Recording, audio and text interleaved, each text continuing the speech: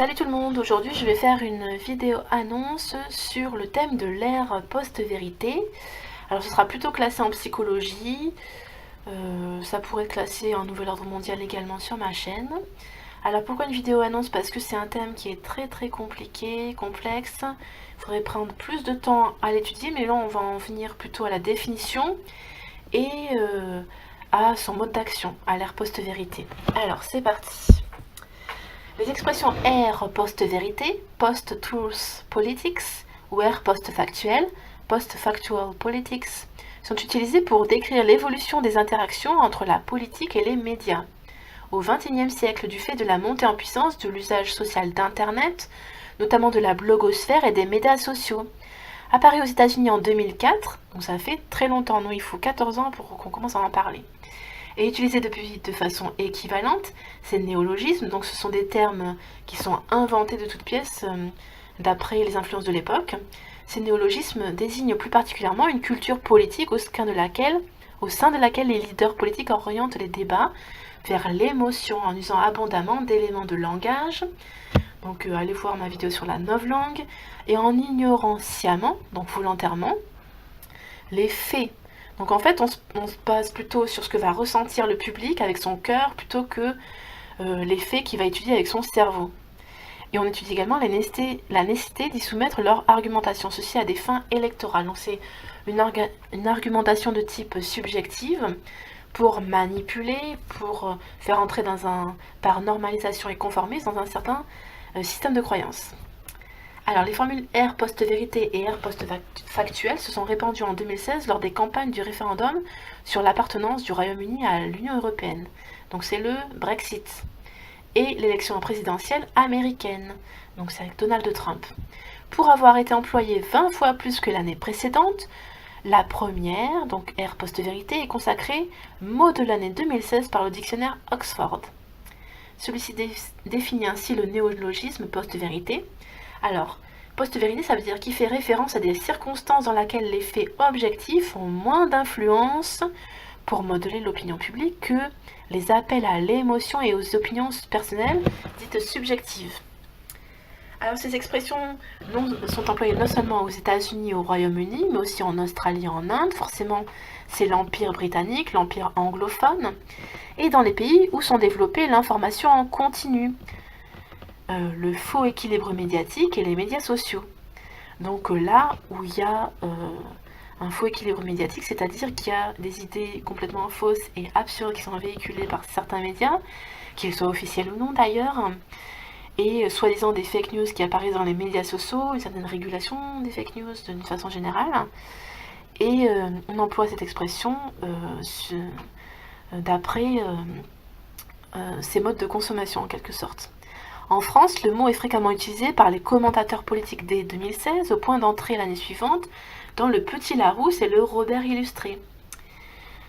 Quant à lui, le nouvel économiste avance que la Russie est sans doute le pays qui est allé le plus loin dans la post-vérité, soi-disant. Alors, c'est un point de vue américain, donc attention, tant en politique étrangère qu'en politique intérieure. Ben écoutez, moi je suis parfaitement bilingue russe, j'ai fait en partie mes études à l'étranger en Russie, donc en partie en Russie, à Moscou, et franchement, s'il y a bien un pays au monde où l'actualité est objective, au moins d'un point de vue général et d'un point de vue des relations internationales, franchement c'est la Russie.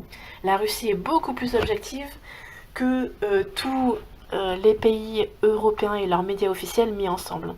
Et ça franchement, je vous donne ma parole d'honneur à ce niveau-là. Et je vous donnerai des exemples, j'espère d'ailleurs traduire au moins des extraits d'émissions. Mais c'est aux États-Unis qu'en 2007, le phénomène suscite des réactions non pas seulement dans les médias, mais au sein de la population, lors de différentes manifestations. Alors il y a eu, comme je le rappelle, les élections de Trump, et ensuite beaucoup de manifestations anti-Trump ou anti-Hillary, enfin ça a été un bazar pas possible. Est également avancée l'idée que s'il est pertinent de recourir à l'expression ère post-vérité, époque post-vérité, il est alors tout autant de ne pas limiter son usage à la sphère politique et de l'élargir aux autres milieux, par exemple au monde du travail.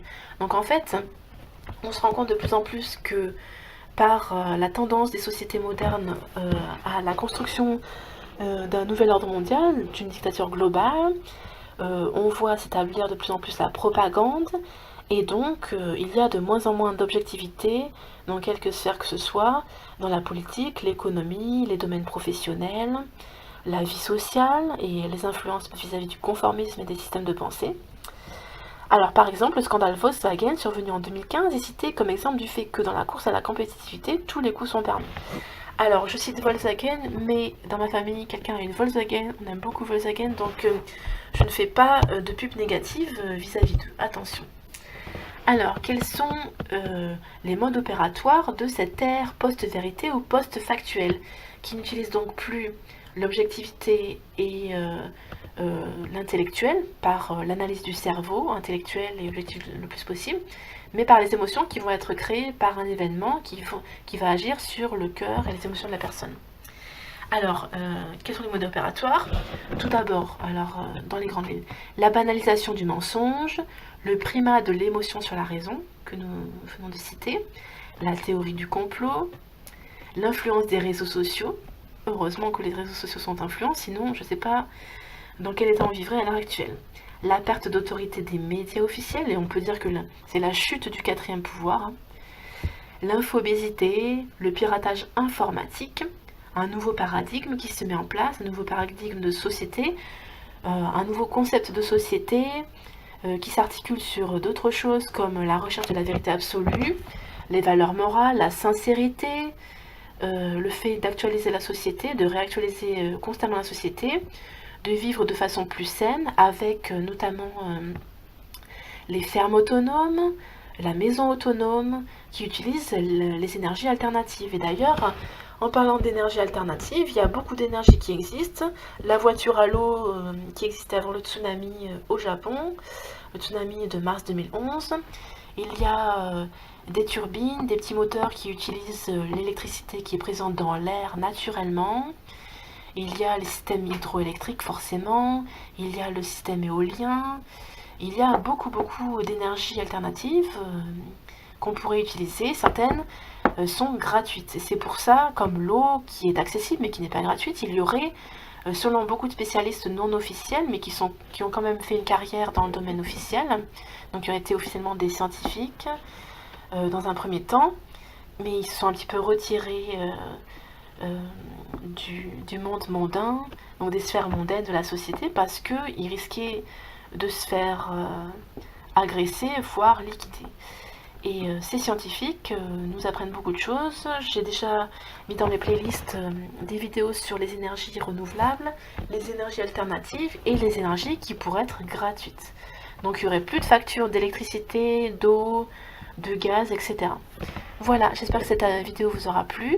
C'est une vidéo de présentation sur l'ère post-vérité parce que il faudrait l'étudier bien plus en détail. Pourquoi pas faire une vidéo semi-longue et ensuite une vidéo vraiment longue, pourquoi pas d'1 heure, hein, sur ce thème pour bien situer le contexte, bien parler du thème et pouvoir apporter une multitude d'exemples. Voilà.